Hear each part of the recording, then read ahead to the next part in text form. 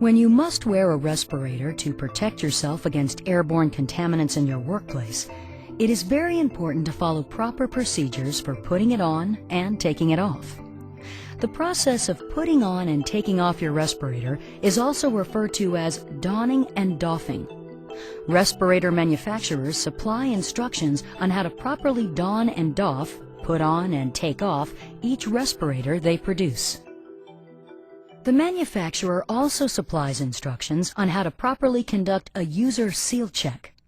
A user seal check is a way to verify that the respirator has been properly positioned on your face to assure a proper seal. Sometimes workers confuse the term user seal check with the term fit test, which is different. A user seal check is not a substitute for a fit test, which is a more involved process that uses a test agent or instrument to verify the respirator's fit. A fit test must be performed before you wear a respirator for the first time and at least annually thereafter.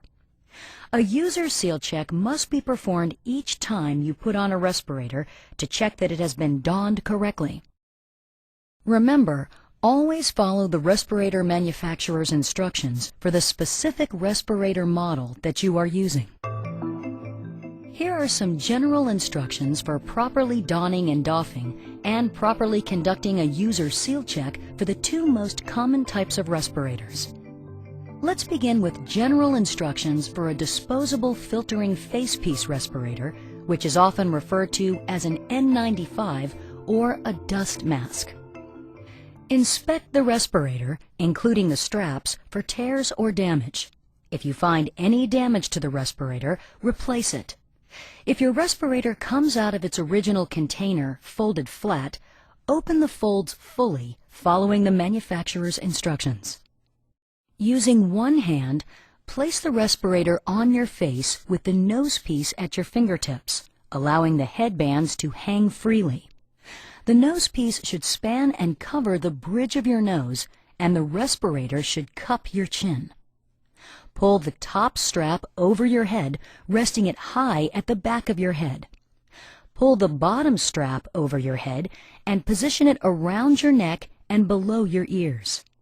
Be sure not to crisscross the straps. Make sure that your mouth and nose are covered by the respirator.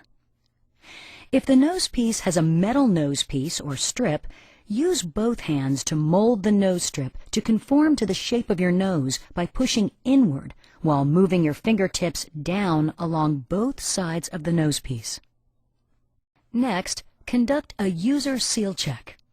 It's essential to follow the manufacturer's user seal check instructions because the manufacturer knows the best method for checking their respirator.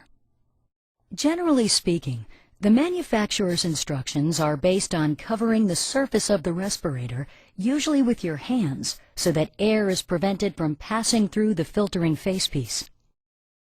A positive pressure seal check is performed by gently exhaling to see if the facepiece bulges slightly. For a negative pressure seal check, take a quick deep breath to see if the facepiece collapses slightly.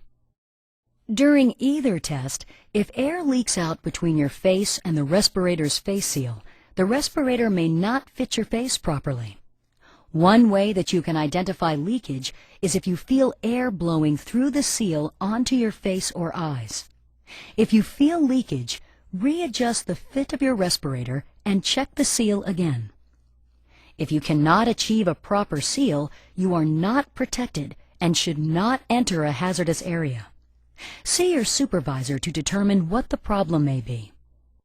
When you're finished wearing the respirator, carefully remove it without touching the exterior, because the exterior may be contaminated. Discard your respirator according to your company's procedures. Now let's explore the general instructions for properly donning and doffing and properly conducting a user seal check for a half facepiece elastomeric respirator, sometimes referred to as a half mask. Remember, these are just general instructions. You should always follow the manufacturer's instructions for the specific respirator model that you are using. To begin, inspect the respirator, including the straps, valves, and gaskets, for loose, missing, or damaged parts. If you find any damage to the respirator, repair or replace it. Then pull the bottom strap over your head. Place the respirator facepiece under your chin and over your nose, with the narrow part of the facepiece over your nose. Pull the head harness over the crown of your head and adjust its placement until it is stable but comfortable. Be sure that the neck strap is flat and smooth against the back of your neck. Adjust the neck strap, but be careful not to over-tighten the respirator to your face. Next, perform a positive pressure user seal check. Place the palm of your hand over the exhalation valve outlet. Do not push so hard that you distort the natural shape of the facepiece. Exhale gently and hold your breath to create and maintain a slight positive pressure inside the facepiece. If the facepiece bulges slightly and no air leaks are detected between your face and the facepiece, a proper fit has been achieved.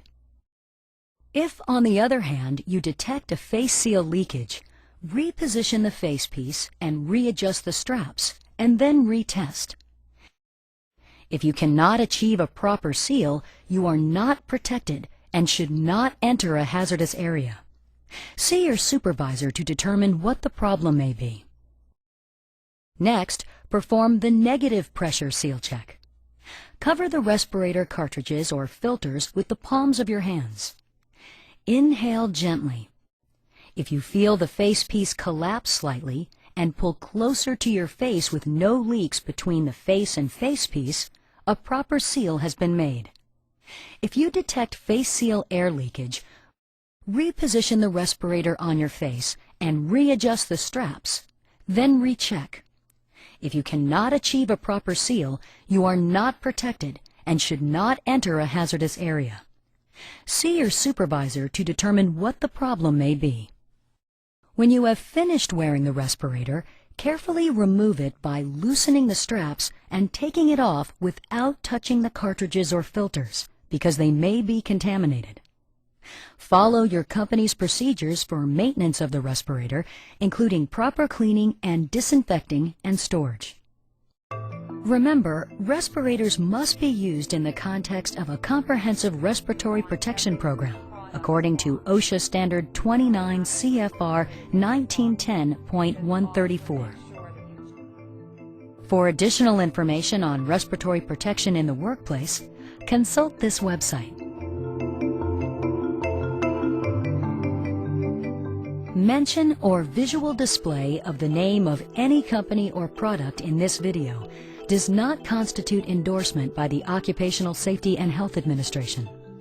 This video provides a brief overview and general information regarding respirator use in your workplace.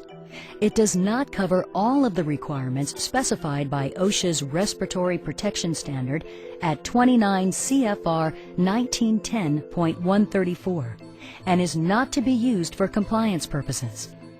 Consult the Respiratory Protection Standard for comprehensive information